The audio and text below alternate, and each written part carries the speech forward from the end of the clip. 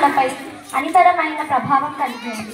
తండ్రి కొడుకులు, భార్యాభర్తలు, అన్నదమ్ములు, యజమాని సేవకులు, మిత్రులు, రాజప్రజలు, భగవంతుడు భక్తుడు వీరందరి మధ్య సంబంధం, బాంధవ్యాలు, ప్రవర్తన నియమాలు రామాయణంలో చెప్పబడినవి.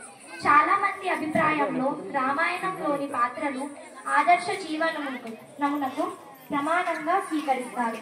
రామాయణ మహాకావ్యం శతకోటి ప్రవిస్తరం ఏకైకమక్షరం ప్రోక్తం పుంసాం మహాపాతక్ నాశనం.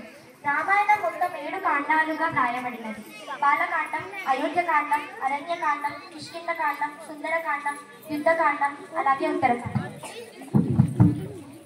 ఇప్పుడు మన పిల్లలు రామాయణంలోని కొంత భాగాన్ని పాటలు మరియు నృత్య రూపంలో చూపించుతున్నారు.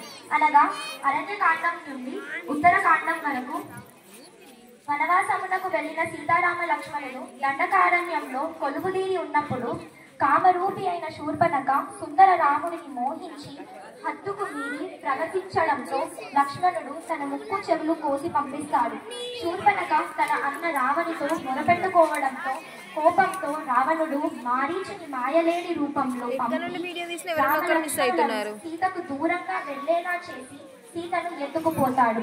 అడ్డు వచ్చిన జటాయు రెక్కలు నరుకుతాడు. దారికి సీతాపహరణం గురించి తెలిపి రావణుని చేతిలో జటాయువు కన్ను మూస్తాడు. రావణుడు లంకలో రాక్షసుల కాపలాలో సీతను ఉంచుతాడు. ఈ విషయం తెలుసుకున్న రాముడు సీత సీత అని చాలా బాధపడతాడు. రాముని బాధను చూడలేక రాముని మహాభక్తుడైన హనుమంతుడు వానరాజు అయిన సుగ్రీవుతో రామునికి మైత్రి కుదుర్చుతాడు.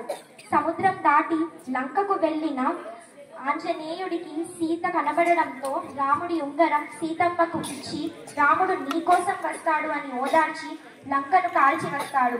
సీత ఇచ్చిన చూడామని రాముడికిచ్చి తను చేసినదంతా రాముడికి చెప్తాడు. వానర సైన్యం సహాయంతో సముద్రంపై వారధి నిర్మించి రావణునితో యుద్ధం చేసి రావణుని సంహరించి సీతను తీసుకొని వస్తారు. ప్రజలు సీత గురించి ఏ విధంగా మాట్లాడకుండా ఉండడం కోసం రామ ప్రాణమైన సీతకు అగ్ని పరీక్ష పెడతాడు రాముడు. బాధలో అగ్నిలోకి దూకిన సీతకు అగ్నిదేవుడే దిక్కులన్నీ పెక్కులెల్లేలా మార్మోగేలా సీత ప్రాతిపత్యాన్ని పలుకుతాడు. లోకులందరికీ శ్రీరాముడు సీత ప్రాతిపత్యాన్ని ఈ విధంగా చాటుతాడు. ధన్యవాదాలు.